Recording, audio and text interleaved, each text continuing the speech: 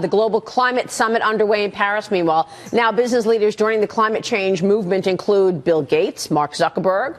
Will this deal in Paris bring about real change? Joining us right now is U.S. Chamber of Commerce Institute for 21st Century Energy CEO and President Karen Harbert. Karen, good to see you. Thanks for joining us.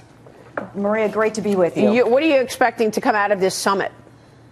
Well, I think the president arrives in Paris somewhat constrained because he doesn't have the support of Congress.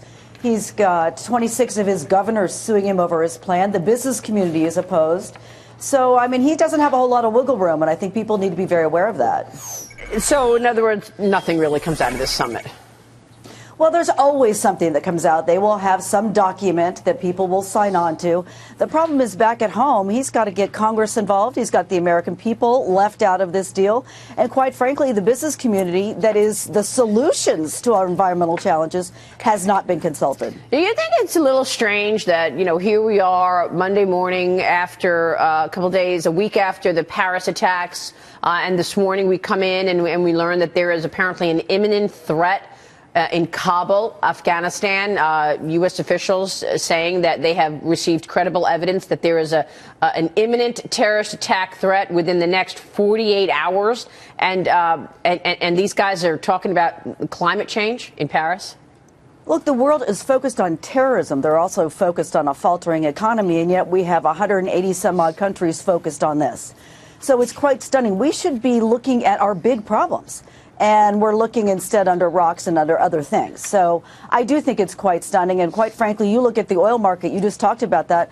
Because of the American energy revolution here at home, gas prices are not at $4.50 like they could be with all the turmoil around the world. We should be embracing this energy renaissance here, and yet the president wants to penalize it and make energy prices more expensive here at home. Michael? Yeah, how do you talk about climate change when, frankly, it's very easy for people to just say, okay, gas prices are low, I'm happy. It's not like you're finding some alternative that's also going to be an economic stimulant. How do you cope with that? Well, and also, you look at America, and we've been leading by example. Our emissions are down. Our air is cleaner. Our water is cleaner. And we did that without a big government mandate, a big UN program. We should let technology in advance. And I think this big meeting of all Bill Gates, et cetera, proves that the business community knows we don't have the technologies to accomplish these huge sweeping goals that the president has laid forward. And by the way, his own administration has said, I'm putting forward this plan, but I don't know how I'm going to get 50% of the reductions I'm committing to. That's problematic. Yep. Say the least. Karen, thank you. Appreciate your time this morning. We'll see you soon. Thanks to be with you. Karen Harbert joining us.